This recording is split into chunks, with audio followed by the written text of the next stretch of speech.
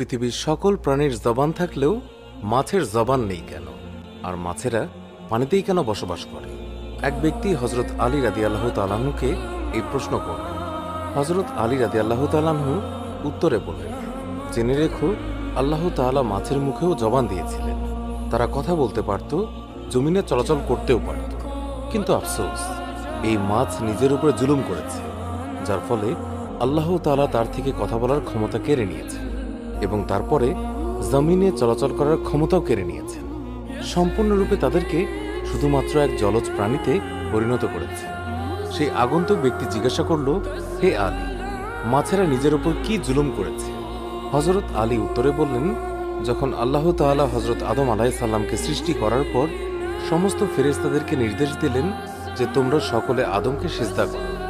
সমস্ত ফেরেশতা হজরত আদম আলাইহিস সালামকে সিজদা করল, কিন্তু ইবলিস শয়তান আদম আলাইহিস সালামকে সিজদা করতে অস্বীকৃতি জানায়। ইবলিস আল্লাহ তাআলার হুকুম অমান্য করে বলতে লাগলো, আপনি আমাকে আগুন থেকে তৈরি করেছেন আর আদমকে সামান্য মাটি থেকে, যার ফলে আল্লাহ তাআলা ইবলিস শয়তানকে জান্নাত থেকে বের করে দিলেন।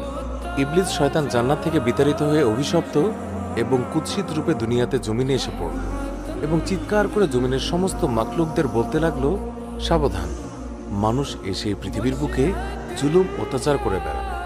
এই সময় মাছেরা পানিতে চলাচল করতে পারত, জমিনেও চলাচল করতে পারত। তারা উভচর প্রাণী ছিল, তখন মাছেরা কথাও বলতে পারত। ইবলিস শয়তান সমস্ত প্রাণীদের মধ্যে সর্বপ্রথম মাছকে কুমন্ত্রণা দিয়েছিল। ইবলিস শয়তান মাছদেরকে বলল, মানুষ যখন পৃথিবীর বুকে আসবে তখন তারা নিজের ক্ষুধা মেটানোর জন্য তোমাদেরকে জীবন্ত অবস্থায় চাকুর সাহায্যে কেটে টুকরো টুকরো করে খাবে। মাছেরা যখন এই কথা শুনল তখন তারা সমুদ্রের অন্য সমস্ত প্রাণীদেরকে মানুষের ব্যাপারে এই সমস্ত কথা বলে মানুষের বিরুদ্ধে সবাইকে একত্রিত করতে লাগল, যার ফলে আল্লাহ তাআলা মাছদের কথা বলার ক্ষমতা কেড়ে নিয়েছে এবং মাছেরা জবান হারা হয়েছে। পাশাপাশি আল্লাহ তাআলা মাছের ব্যাপারে এই বিধান জারি করেছেন যে মাছদেরকে জবেহ করতে হবে না, তাদেরকে জীবিত অথবা মৃত উভয় অবস্থায় কাটা যাবে। অন্য সকল প্রাণীকে আল্লাহর নাম নিয়ে জবাই করার যে বিধান প্রযোজ্য সেটা মাছের ক্ষেত্রে প্রযোজ্য হবে না, কেননা আমি তোমাদের জীবনকে পানির মাঝে সীমাবদ্ধ করে দেব। মাছের উদ্দেশ্যে বলা হলো, তোমাদেরকে যখন পানি থেকে ওঠানো হবে তখন তোমরা নিজেরাই ছটফট করে মারা যাবে। এর ফলে যখনই মাছকে পানি থেকে বের করা হয় মাছেরা ছটফট করতে থাকে এবং মাছের দেহের সমস্ত রক্ত এসে তার গলায় থাকা একটি বিশেষ গ্রন্থিতে এসে জমা হয়।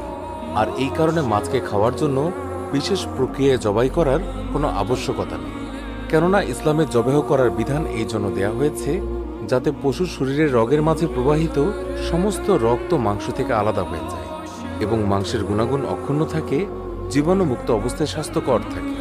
আদম সন্তানের জন্য এই খাবার যেন কোনোভাবেই আনহাইজেনিক না হয়, অর্থাৎ অস্বাস্থ্যকর না হয়। আর মাছের ক্ষেত্রে আল্লাহ তাআলার বিধান জারি করা হয়েছে, যখনই মাছকে পানি থেকে উপরে আনা হবে তখন প্রাকৃতিকভাবেই মাছ ছটফট করতে করতে মাছের দেহের সমস্ত রক্ত গলার কাছে গ্রন্থিতে এসে জমা হয়ে যাবে এবং মাছের শরীরের মাংস রক্ত থেকে পবিত্র হয়ে যায়। আর এই কারণেই মাছ জবেহ না করেও এটা প্রত্যেক আদম সন্তানের জন্য মৃত এবং জীবিত উভয় অবস্থায় হালাল। সুবহানাল্লাহ।